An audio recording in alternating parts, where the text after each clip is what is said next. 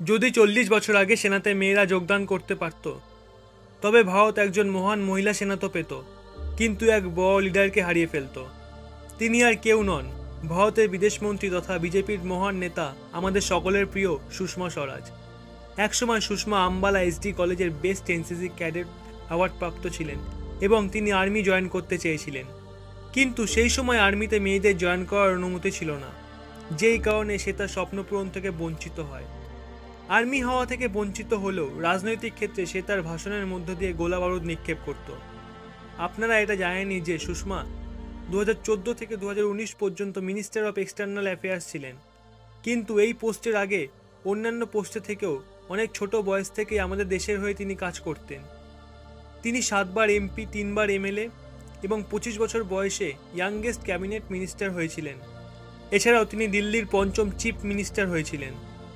তিনি নিজের কাজ এতটা দক্ষতার সাথে করতেন যে গোটা দেশের জনতা তার কাজ করার পদ্ধতিকে ভীষণভাবে পছন্দ করতেন।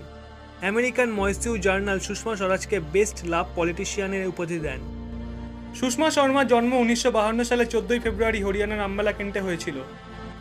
ওনার পিতার নাম হরদেব শর্মা এবং মাতার নাম শ্রীমতী লক্ষ্মী দেবী। ওনার পিতা আরএসএসের একজন প্রমিনেন্ট মেম্বার ছিলেন। উনি গ্র্যাজুয়েশনের জন্য সনাতন ধর্ম কলেজে ভর্তি হন। কলেজে পড়াকালীনই সুষমার পলিটিক্সের প্রতি আগ্রহ বাড়তে থাকে। কলেজ পলিটিক্সে তিনি অ্যাক্টিভলি অংশ নিয়ে এবিভিপির সাথে যুক্ত হয়ে যান। কলেজ পলিটিক্সে অংশ নেওয়া সত্ত্বেও সুষমা কখনও তার পড়াশোনার সাথে কম্প্রোমাইজ করেনি। এই কারণে তিনি বেস্ট স্টুডেন্টের অ্যাওয়ার্ড পান। 18 বছর বয়সে সুষমা এনসিসিপি জয়েন করে এবং বেস্ট এনসিসি ক্যাডেট অ্যাওয়ার্ড পান। গ্র্যাজুয়েশন কমপ্লিট করার পর তিনি পাঞ্জাব ইউনিভার্সিটিতে ল পড়তে যান, আর এখানে এসেও তার ততটাই প্রভাব প্রতিপত্তি ছিল যেমনটাই আগের কলেজে ছিল। আর তিনি এত ভালো বক্তৃতা দিতেন যে লাগাতার 3 বছর ধরে স্টেট লেভেল কম্পিটিশনে বেস্ট ইন দ্য স্পিকার খেতাব জয় করেন। 1973 সালে তিনি লয়ের পড়া পূরণ করেন এবং সুপ্রিম কোর্টে অ্যাডভোকেট হিসেবে প্র্যাকটিস করেন। 1974 সালে জেপি আন্দোলনের সময় স্বরাজ কৌশলের সাথে তার পরিচয় হয় এবং পরবর্তীকালে তার সাথেই তার বিবাহ হয়। তারপর তার নাম সুষমা শর্মা থেকে সুষমা স্বরাজ হয়।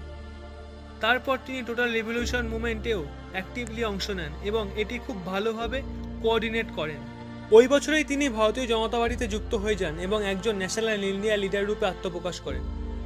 1977 থেকে 1982 পর্যন্ত তিনি হরিয়ানা লেজিসলেটিভ অ্যাসেম্বলির সদস্য ছিলেন। এইভাবে তিনি ইয়াংগেস্ট ক্যাবিনেট মিনিস্টার হয়ে গেছিলেন। 27 বছর বয়সে ওনাকে হরিয়ানাতে বিজেপি স্টেট প্রেসিডেন্ট পদে বসানো হয়। তারপর 1987 থেকে 1990 পর্যন্ত তিনি হরিয়ানার এডুকেশন মিনিস্টার ছিলেন। 1998 সালে তিনি ইউনিয়ন ক্যাবিনেট পদ থেকে ইস্তফা দিয়ে দেন, যাতে তিনি দিল্লির মুখ্যমন্ত্রী পদ ভালোভাবে সামলাতে পারেন। উনি ছিলেন দিল্লির প্রথম মহিলা মুখ্যমন্ত্রী। আপনি জেনে হয়তো অবাক হবেন যে সুষমা স্বরাজ হিন্দি ফিল্ম ইন্ডাস্ট্রির জন্য এক মহত্বপূর্ণ কাজ করেছেন। ইনি ইন্ডিয়ান ফিল্ম ইন্ডাস্ট্রিকে একটি ইন্ডাস্ট্রি বলে ঘোষণা করেছিলেন, যে কারণে ফিল্ম মেকাররা কোনো একজন ব্যক্তির উপর নির্ভরশীল না থেকে ব্যাংক থেকে সরাসরি ফিল্ম বানানোর জন্য লোন নিতে পারত। এছাড়াও 2003 সালে তিনি হেলথ মিনিস্ট্রির মিনিস্টার হন। ওই পদে থাকাকালীন তিনি 6টি হসপিটালের নির্মাণ অ্যাপ্রুভ করেন। 2009 সালে যখন কংগ্রেস লোকসভা ইলেকশন জিতেছিল, তখন সুষমা স্বরাজ অপোজিশন পার্টিতে ছিলেন। এরপর 2014 সালের ইলেকশনে নরেন্দ্র মোদী প্রাইম মিনিস্টার হন। ওই সময় সুষমা স্বরাজকে মিনিস্টার অফ এক্সটার্নাল অ্যাফেয়ার্স পদে বসানো হয় এবং 2019 সাল পর্যন্ত তিনি দক্ষতার সঙ্গে এই পদ সামলে যান। এক্সটার্নাল অ্যাফেয়ার্সের এই 5ম বর্ষে না জানি সুষমা স্বরাজ কতজন প্রবাসী ভারতবাসীকে সাহায্য করেছেন, যারা ভারতের বাইরে বিভিন্ন সমস্যার মোকাবিলা করছিলেন। 2018 সালে শারীরিক অসুস্থতার জন্য তিনি ঘোষণা করেছিলেন যে 2019 সালের ইলেকশনে তিনি এগিয়ে আসতে পারবেন না। 6 আগস্ট 2019-এ হার্ট অ্যাটাকের কারণে সুষমা স্বরাজ আমাদের সবাইকে বিদায় জানান। উনি 370 ধারা বাতিল করার খবর পেয়ে ভীষণ খুশি হন।